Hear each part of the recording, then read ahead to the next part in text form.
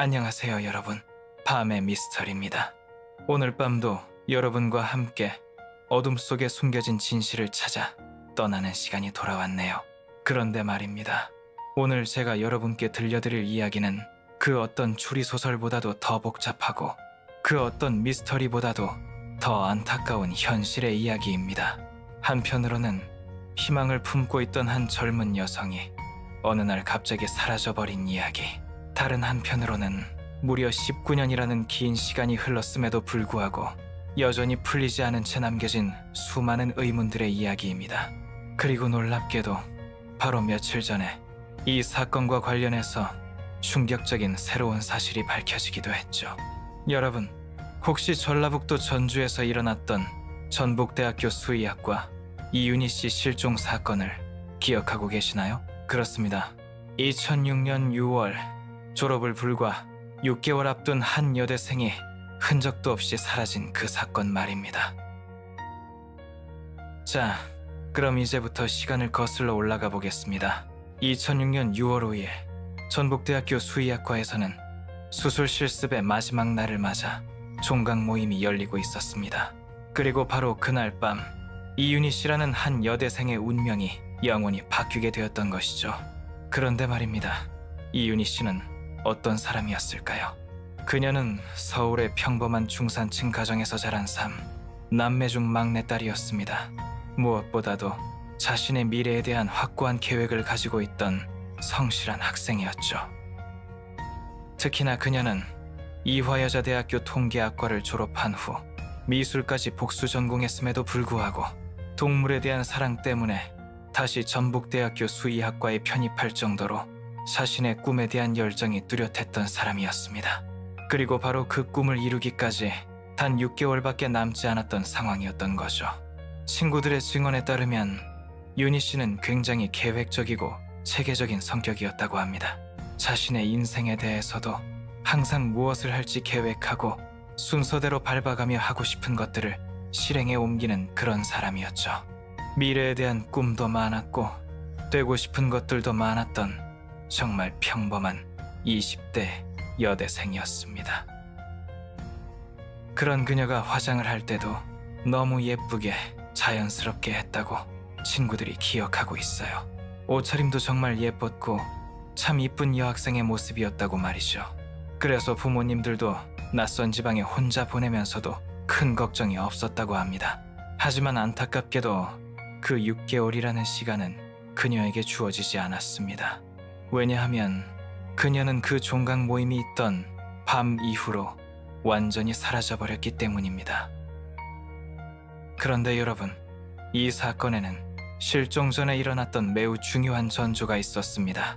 바로 윤희 씨가 실종되기 사흘 전인 6월 3일 새벽에 발생한 오토바이 날치기 사건이었죠. 그날 밤 윤희 씨는 과외를 다녀오는 길이었습니다. 시간은 자정 20분경이었고 날씨가 더워서 사람들도 많았다고 해요. 그래서 날씨도 좋고 하니까 그냥 걸어서 집에 가던 중이었죠. 그런데 바로 그때 오토바이를 탄 범인이 나타나서 윤희 씨의 손가방을 날치기로 가져갔습니다. 윤희 씨는 당시에 놀란 마음을 메시지로 남기기도 했는데요. 그 메시지를 보면 얼마나 무서웠을지 짐작이 갑니다. 그런데 여기서 이상한 점이 하나 있었습니다. 보통 오토바이 날치기라는 것은 지형적, 지리적으로 특정 조건에서 가장 많이 일어납니다. 즉, 돈을 소지하고 있는 개인이 움직이는데 그 공간은 차량에게는 불리하지만 오토바이에게는 유리한 그런 공간에서 말이죠. 예를 들어 골목길 같은 곳에서 날치기를 하고 바로 도망갈 수 있는 그런 조건이 가장 유리한데 윤희 씨의 경우는 4차선 대로에서 날치기가 벌어졌다는 점이 매우 이례적이었습니다. 더욱 이상한 것은 날치기범이 가져간 손가방에 들어있던 휴대전화의 마지막 신호가 전북대학교 삼성회관 쪽에서 잡혔다는 점입니다. 그 이후로는 완전히 꺼진 상태였죠. 이것이 과연 우연의 일치일까요? 아니면 계획적인 범행의 일부였을까요? 그 손가방에는 윤희 씨의 신상 정보가 담긴 수첩이 들어있었습니다. 전문가들은 이 수첩에 윤희 씨의 소소한 일상, 시험 계획, 약속 등이 깨알같이 적혀 있어서 이 사람이 어떤 여자이며 어떤 직업을 가지고 있고 어디에 거주하는지 충분히 파악할 수 있었을 것이라고 분석했습니다. 그래서 면식범의 계획적인 날치기가 아니냐, 혹은 실종이 날치기에 이은 2차 범행이 아니냐는 의혹이 제기되고 있는 것이죠. 날치기 범들이 윤이라는 사람이 전북대 학생이라는 것을 파악한 후 과연 이 사람들이 거기까지 가는 이유가 무엇일까? 이에 대한 행적을 좀 더 자세히 확인하고자 했던 것은 아닐까 라는 생각을 하지 않을 수 없는 상황이었던 것입니다. 결국 윤희 씨는 평생 한 번도 겪기 힘든 사건을 사흘 만에 모두 겪게 되었습니다. 하지만 안타깝게도 날치기 범인이 잡히지 않아서 실종 사건과의 연관성을 규명하지 못했습니다. 이제 운명의 그날 밤 6월 5일로 돌아가 보겠습니다. 전주의 한 호프집에서 열린 종강 모임에는 약 38명에서 40명 정도의 학생들이 모여 있었습니다. 수술 실습의 마지막 날이었기 때문에 각 조별로 저녁을 먹고 모여서 마지막 회식을 하는 자리였죠. 윤희 씨가 그 자리에서 일어났다고 알려진 시간은 다음 날인 6일 새벽 2시 반쯤이었습니다. 한 남학생이 끝났냐고 윤희 씨에게 물어봤고 윤희 씨가 끝난 것 같아라고 대답하자 그 남학생이 가자고 해서 함께 2층 호프집을 나섰다고 합니다.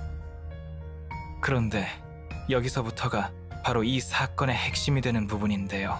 그 남학생, 즉 윤희 씨를 마지막으로 목격한 증인에 따르면 두 사람은 함께 전북대 정문을 지나 윤희 씨의 자취방 근처까지 걸어갔다고 합니다. 늦은 시간이라 드문드문 차들만 지나갈 뿐 거리에는 지나는 사람이 없었습니다. 그때도 사실 백제대로가 전주에서 거의 가장 큰 도로이다 보니까 차량이 아예 없지는 않았지만 전북대학교 쪽은 그래도 어느 정도 불이 켜져 있었던 반면 건너편 쪽은 사실 많이 어둡고 골목은 더욱 어두웠다고 해요. 약간의 취기가 오른 새벽 두 사람은 천천히 걸어서 윤희 씨 자취방 근처에 도착했다고 합니다. 그 남학생의 증언에 따르면 평소에는 밤에 항상 집 앞에까지 데려다 줬는데 그날은 가방을 돌려주고 너도 이제 들어가라고 해서 가방을 건넸다고 합니다. 가방을 넘겨받은 윤희 씨는 100여 미터의 좁은 골목길을 혼자 걸어 집에 들어갔다고 하죠. 그 남학생은 제가 들어가는 것만 확인해보고 싶어서 쫓아가서 집에 들어가는 것을 보고 저도 돌아섰다고 진술했습니다. 여기까지가 그날 밤 윤희 씨와 동행했던 남학생의 진술입니다. 사실상 이윤희 씨의 최종 목격자인 셈이죠. 그런데 여러분, 바로 여기서부터 이상한 점들이 하나둘씩 나타나기 시작합니다. 우선 두 사람이 함께 가는 모습이 촬영된 CCTV는 어디에도 없었습니다. 또한 호프집에서 두 사람이 함께 나가는 것을 목격한 다른 친구도 없었죠. 다른 친구들의 증언에 따르면 2차는 1~2시 반쯤 끝났고 3차도 또 갔으니까 사람들이 2차 끝나고 나가는 건 못 보고 나가고 간 걸로만 알고 있다고 했습니다. 결국 윤희 씨의 마지막 모습을 증언할 수 있는 사람은 그 남학생 한 명뿐이었던 것입니다. 그런데 한 명의 진술만으로는 그 사실 자체가 진실인지 아닌지 판단하기 어려운 것이 현실입니다. 물론 그 말 자체가 윤희 학생의 행적에 대해 참고는 되지만 그의 행적이 100% 맞다고는 볼 수 없다는 얘기죠. 하지만 그 남학생은 거짓말 탐지기 조사와 최면 수사에서도 별다른 혐의점이 발견되지 않았습니다. 하지만 더욱 기묘한 일은 그 다음에 벌어졌습니다. 윤희 씨가 집에 도착한 시간은 새벽 2시 50여 분으로 추정됩니다. 그리고 그녀는 집에 도착하자마자 옷도 갈아입지 않은 채로 컴퓨터를 켰다고 해요. 컴퓨터 로그를 보면 새벽 2시 59분에 네이버와 컴퓨터 메시지 서비스인 네이트온에 로그인한 기록이 남아 있습니다. 그런데 바로 그때 윤희 씨가 검색한 단어들이 있었는데요. 과연 무엇을 검색했을까요? 바로 성추행, 일일이 신고, 성추행이라는 단어들이었습니다. 여러분, 생각해보세요. 한밤중에 귀가한 20대 여대생이 집에 도착하자마자 옷도 갈아입지 않은 채로 이런 단어들을 검색했다는 건 윤희 씨의 동생 말처럼 그걸 쓴 사람이 동생이 맞다면 뭔가 있었으니까 그걸 쓸 거 아니에요. 아무 일도 없는데 그런 단어로 검색하지는 않잖아요. 이것은 분명히 그날 밤 그녀에게 뭔가 일이 있었다는 것을 의미하는 것이 아닐까요? 그런데 더욱 이상한 것은 이런 무거운 주제의 검색이 불과 3분 만에 끝났다는 점입니다. 여성으로서 가장 무거울 수 있는 주제의 검색이 3분 만에 끝난다는 것이 과연 자연스러운 일일까요? 전문가의 분석에 따르면 성추행을 검색해서 2건 정도의 글을 읽었고 그 다음에 바로 112를 검색한 상태에서 컴퓨터가 멈추게 되었다고 합니다. 그것이 중요한 이유는 왜 굳이 성추행이라는 것을 검색했을까? 그리고 그 이후 곧바로 112를 검색했을까 하는 점 때문입니다. 그리고 컴퓨터는 1시간 22분 후인 새벽 4시 21분에 정상 종료되었죠. 처음에는 강제 종료된 것으로 알려졌지만 취재진이 확인해본 결과 실제로는 정상 종료였습니다. 이 점에서 그 시간까지는 윤희 씨가 집에 있었을 가능성이 높다고 볼 수 있습니다. 그런데 문제는 그 다음 날부터 시작되었습니다. 6월 6일 윤희 씨는 수의대 한 대학원생과의 약속 장소에 나타나지 않았습니다. 또한 수업이 있던 7일에도 하루가 더 지난 8일에도 등교하지 않았죠. 결국 친구들이 걱정되어 그녀의 집을 찾아가게 되었고 6월 8일 오후 한시경 상황을 확인하러 갔을 때 심정을 한 친구가 이렇게 회상합니다. 집에 도착해서 돌아서자마자 나쁜 생각이 많이 드는 거예요. 저는 그런 마음으로 갔는데 진짜 강아지들이 막 짖고 아무도 없고 강아지들이 문을 긁고 그래요. 이상하다. 이때가 6월 8일 오후 1시 무렵이었습니다. 경찰과 119의 도움을 받아 집 안으로 들어갔을 때의 상황은 정말로 충격적이었습니다. 집안은 완전히 엉망이었습니다. 베란다 문도 열려 있었고 강아지들이 방 안 곳곳을 어지럽혀 놓은 상태였죠. 강아지들이 방 안에 들어와서 많이 어지럽혀 놓은 상태였어요. 지금처럼 사실 더운 날씨에 이틀 동안 강아지들이 분유도 놓고 하니까 냄새가 안 날 수는 없고요.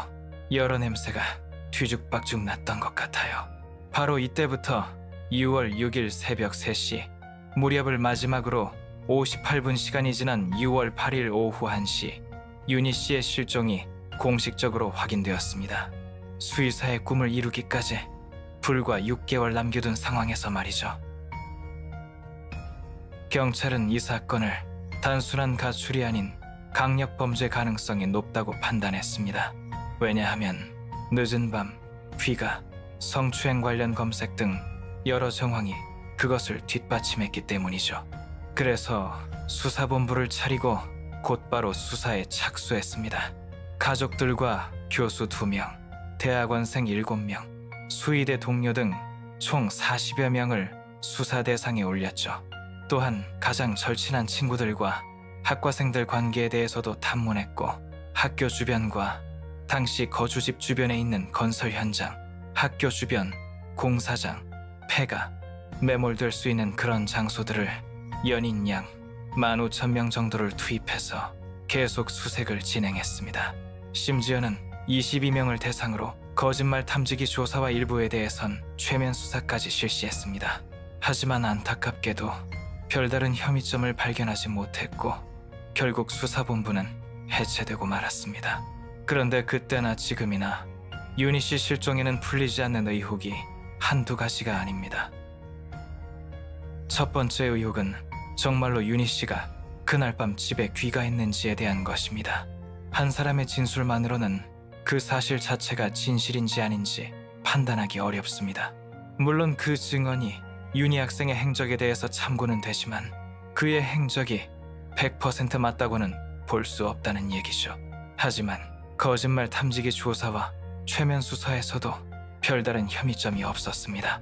두 번째 의혹은 만약 정말로 윤희 씨가 집에 도착했다면 왜 그날처럼 더운 날씨에 술자리까지 다녀온 후에도 옷을 갈아입지 않았을까 하는 점입니다. 그날 전주의 낮 최고 기온은 28.9도였습니다. 이런 더위에 술자리까지 다녀온 20대 여대생 중에서 옷을 갈아입지 않을 여성이 몇이나 될까요? 게다가 윤희 씨는 성격상 조금 미루는 성격이 아니었다고 친구들이 증언했습니다. 그렇게 하는 성격이 아니어서 저희 집에 와도 바로 집에 있는 옷으로 갈아입고 씻고 화장 지우고 화장도 오래 하고 있는 것도 싫어하고 그런 성격이었거든요. 세 번째로는 앞서 말씀드린 날치기 사건과의 연관성입니다. 실종 사흘 전 새벽에 손가방 날치기를 당했는데 이것이 단순한 우연이었을까요? 네 번째로는 윤희 씨 집에서 이유 없이 사라진 물건들이 나왔다는 점입니다. 종강 모임 당일 종일 들고 다닌 손가방은 책상 위에 있었습니다. 그런데 그 가방 안에 있던 전화번호부가 사라졌습니다. 또한 차량용 상다리가 떨어져 나간 채로 실종 며칠 후 집 밖에서 발견되기도 했죠. 마지막으로 가장 큰 의문은 성추행과 일일이를 왜 검색했는지에 대한 것입니다. 그런데 경찰 수사에서도 성추행 용의자는 나오지 않았습니다. 이런 의문들을 해결하기 위해 KBS 취재진은 전문가들의 도움을 받았습니다. 서울디지털대학교 경찰행정학과 교수이자 연수의 살인범과 성폭행범 사건에 참여했던 프로파일러, 그리고 권일용 전 서울지방경찰청 범죄행동분석팀장까지 말이죠. 권 팀장은 2000년 서울시경의 범죄분석팀이 출범할 때부터 참여한 사실상 대한민국 1호 프로파일러입니다. 전문가들과 취재진은 실종 당일 상황을 재구성하는 것으로 실마리를 찾아나갔습니다. 종강 모임이 열렸던 호프집에서 집까지의 이동선을 직접 걸어보고 여러 가지 의혹들이 실제로 연관이 있는지를 검토했습니다. 당시 경찰이 조사했던 참고인들의 진술서도 검토했고 윤희 씨 실종 이후 11년째 멈춰진 시간 안에 갇혀있는 가족들도 만났습니다. 실종 당일 상황 재구성 결과는 이렇습니다. 윤희 씨가 전북대학교 앞 호프집에서 나와 캠퍼스를 거쳐 이동했는데 출발 시간은 새벽 2시 30분 무렵이었습니다. 전북대 정문까지 걸린 시간이 10분 4초. 여기서 횡단보도를 지나 집 근처 골목 입구 주유소까지 천천히 걸어 올라가는데 걸린 시간이 18분 34초였습니다. 가방을 건네받은 윤희 씨가 혼자 골목을 지나 집에 도착하는 데까지는 총 20분 35초가 걸렸습니다. 늦은 밤 술자리를 가진 후여서 이보다 조금 더 걸렸을 수도 있지만 그렇더라도 도착 시간은 대략 새벽 2시 50여 분쯤으로 추정됩니다. 컴퓨터가 켜진 시각은 새벽 2시 59분이었으니 컴퓨터를 켠 사람이 윤희 씨가 맞는다면 이동 시간은 최종 목격자의 진술과 대체로 일치합니다. 2006년 컴퓨터 히스토리를 분석한 전북경찰청 과학수사계도 윤희 씨가 집에 도착한 것으로 봤습니다. 그렇다면 윤희 씨가 정말로 집에 도착했다고 가정해봅시다. 컴퓨터는 2시 59분에 켜져서 3분 동안 성추행과 관련된 검색이 이루어졌습니다. 다른 기록은 없습니다. 컴퓨터가 꺼진 시간은 4시 21분으로 강제 종료된 것이 아닌 정상 종료였던 점을 볼 때 그 시간 동안 윤희 씨가 집에 있었던 것으로 유추할 수 있습니다. 그렇다면 집에 도착한 윤희 씨가 집에서 예기치 않은 일을 당한 것은 아닐까요? 프로파일러는 그럴 가능성은 낮은 것으로 판단했습니다. 거주 공간에서 제가 발견한 여러 가지 단서들을 보면 굉장히 많은 사진들을 이렇게 배열해 놨습니다. 굉장히 자존감이 높고 뭔가 사람들한테 보여주고자 하는 이런 형태의 성격을 가질 가능성이 높기 때문에 초기에 누군가의 갑작스러운 위협이 있다고 하더라도 충분히 대응할 수 있는 그런 성향이라고 우리가 볼 수 있겠습니다. 더욱이 그날 밤 옆방에서 비명소리 같은 범죄 징후를 들은 사람은 없었습니다. 강한 혈흔 검사에서도 범죄가 있었음을 보여주는 단서는 발견되지 않았죠. 그렇다면 윤희 씨가 집에 무사히 도착했고 집에서도 별일이 없었다면 왜 집에 오자마자 성추행과 11일을 검색했을까요? 만약 윤희 씨가 실제 성추행을 당했다면 최종 목격자 K군과 함께 귀가할 때이거나 종강 모임 때일 겁니다. K군의 성추행 혐의는 확인되지 않았습니다. 그렇다면 그날 종강 모임에서 무슨 일이 있었던 걸까요? 그날 종강 모임에 있었던 윤희 씨의 한 친구는 그 호프집 화장실 구조를 기억하고 있었습니다. 화장실을 들어가면 남자 변기가 있고 그 안에 여자 화장실이 한 칸만 있는 그런 화장실이었던 것 같거든요. 밑에는 좀 떠있고 약간 가벼운 알루미늄 같은 그런 재질로 돼 있는 그런 문이었던 것 같아요. 그냥 좀 잘 흔들리고 잘 안 맞고 그런 문이었어요. 특히 주목할 점은 윤희 씨가 실제로 화장실을 다녀온 뒤 최종 목격자 K군에게 나 화장실 따라왔었냐며 물어보기도 했다는 것입니다. 이것은 무엇을 의미하는 걸까요? 혹시 윤희 씨가 그때 누구인지 확인하지 못한 상대에게 성추행을 당한 것은 아닐까요? 그렇다면 종강 모임에 있었던 누군가가 가해자일 수 있습니다. 그렇다면 윤희 씨는 왜 그날 입었던 옷 그대로 실종됐을까요? 전문가의 분석은 이렇습니다. 집으로 귀가한다는 것이 귀가의 목적이 있는 것이 아니라 뭔가 다른 목적이 있기 때문에 일단은 그 모여있던 장소를 떠나서 뭔가 다른 일을 해야 되겠다는 목적을 가진 행동으로 이해할 수 있겠습니다. 즉, 집에 들렀다가 다시 나갈 생각이었다는 겁니다. 권 팀장이 말한 다른 목적이 성추행 검색과 연관된 것은 아닐까요?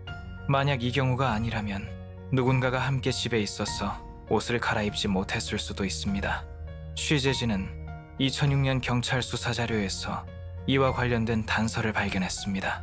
경찰이 당시 윤희가 늦은 밤이라도 문을 열어줄 만한 사람이 주변에 있습니까?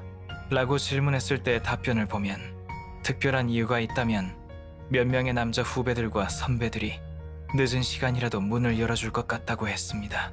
모두 남자들이었죠. 이들에게 문을 열어줄 정도면 여자 동기생 같은 여자 지인도 마찬가지였을 겁니다. 하지만 이것은 당시 수사에서는 확인하지 못했습니다. 전문가들의 분석에 따르면 윤희 씨는 그날 새벽 밝혀지지 않은 어떤 이유로 혼자 아니면 누군가와 함께 집을 다시 나간 것으로 보입니다. 윤희 학생이 그렇다면 실종 시점에 언제쯤 집에서 나왔을 것으로 추정할 수 있습니까? 컴퓨터가 종료된 시간을 놓고 봤을 때 6월 6일 새벽 4시 21분 이후라고 볼 수 있을 것 같습니다. 그러면 그때 나올 때는 어떤 생각이었을까요? 당시 방 안에서는 TV가 켜져 있는 상태였고 강아지 2마리도 풀어놓은 상태였습니다. 그 다음에 여성이라고 하면 간단한 손가방 정도를 가지고 나왔는데 그것 없이 간단한 연락처만 있는 수첩만 가지고 잠깐 나오는 걸로 봐서 금방 들어갈 생각으로 잠시 나오는 것으로 추정할 수 있을 것 같습니다. 그날 일출 시각은 5시 15분이었습니다. 그 시간이면 희미하게 동이 터올 때였죠. 윤희 씨 언니 이윤주 씨는 2006년 당시 경찰에게 이렇게 진술했습니다. 사람들 전화번호를 적은 다이어리와 과외로 받은 돈 중에서 약간의 돈이 없습니다. 윤희가 수첩과 돈을 들고 나간 것 같습니다. 날치기를 당하고 전화번호와 일정 등을 다시 정리한 다른 수첩을 만들었는데 그 수첩이 없어졌다는 겁니다. 윤희 씨는 항상 수첩을 가지고 다녔기 때문에 잃어버리고 난 후에도 아마 새로운 것을 바로 만들어서 전화번호를 적었을 거라고 했습니다. 연락을 해야 하니까 말이죠. 그런데 여기서 놀라운 사실이 하나 더 드러납니다. 윤희 씨와 함께 사라진 그 수첩이 발견되었다는 것입니다. 취재진은 경찰이 전북대 수의대 동물병원 1층 수술 실습실에서 그 수첩을 발견했다는 것을 확인했습니다. 윤희 씨 실종 일주일째인 12일 저녁의 일이었죠. 그런데 이상한 점은 윤희 씨가 실습했던 곳은 2층 수술실이었는데 수첩이 나온 곳은 1층 실습실이었다는 것입니다.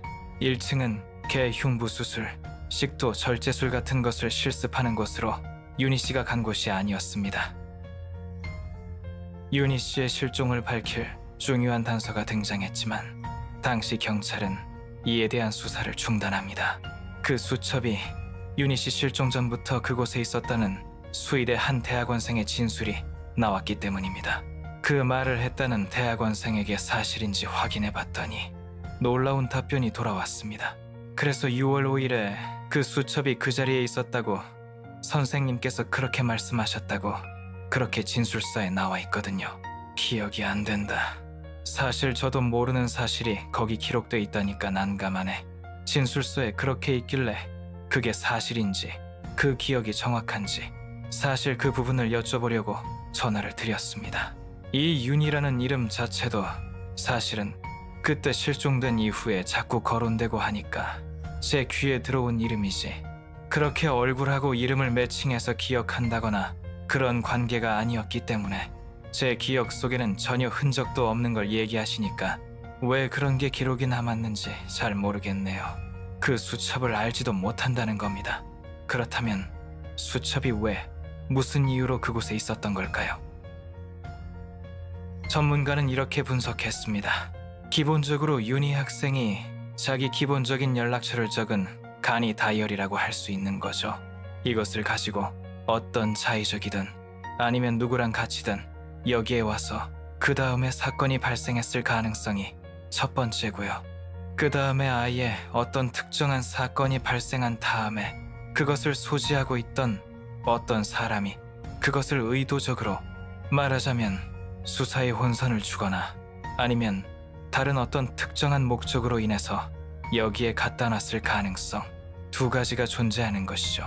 그런데 그렇다 하더라도 이 두 가지 모두에서 공통적인 점은 이 수첩 사건, 즉 수첩이라는 것은 결국 이 사건 자체가, 실종 사건 자체가 전북대 수의대의 공간 혹은 전북대 수의대의 어떤 사람들과 관련되어 있을 가능성에 대한 충분한 단서가 된다는 것이죠. 그 실습실에는 다른 사람도 드나들 수 있었습니다.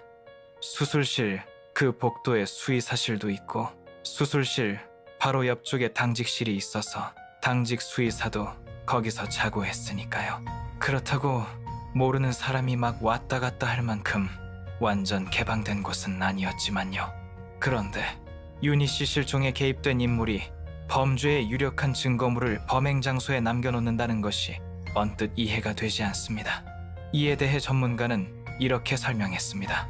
범죄자들의 심리적 특성을 보면 그렇게 합리적이거나 체계적이지 못한 경우들이 많습니다.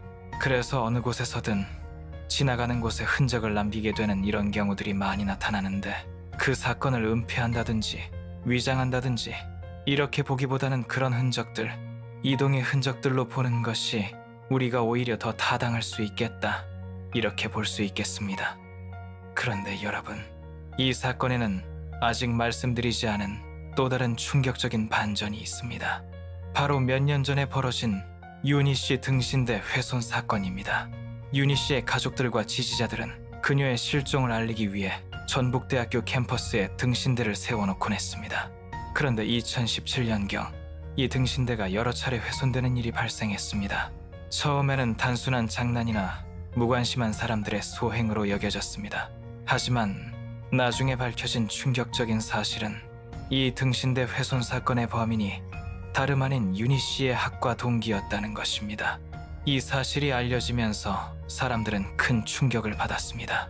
왜 같은 과 동기가 실종된 동료의 등신대를 훼손했을까요? 단순한 장난이었을까요? 아니면 다른 이유가 있었던 걸까요? 이 사건은 윤희 씨 실종 사건에 대한 새로운 의문을 제기했습니다. 혹시 실종 사건 자체에도 학과 관계자들이 연루되어 있는 것은 아닐까 하는 의혹 말입니다.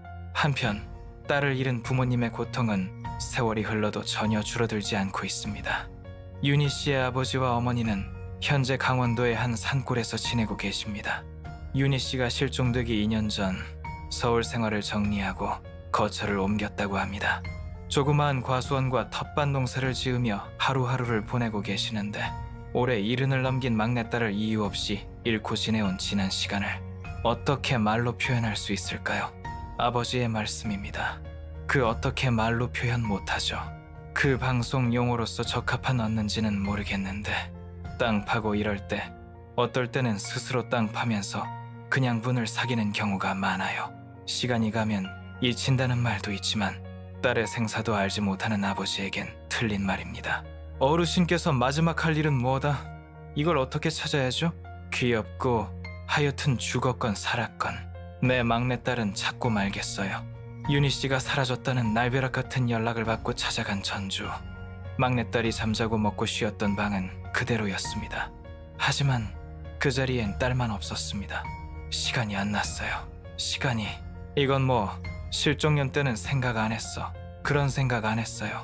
그래서 그날 저녁에도, 온 날 저녁에도 실로 발작 소리만 딱딱 소리 나면 아, 오는가? 어제 어디 갔다가 어디 연락하기도, 그러니까 어디 갔다가 오는가 보다 했어요. 며칠 동안 그랬어요. 아버지는 2006년 전주에서 꼬박 6개월 동안 1인 시위를 했습니다.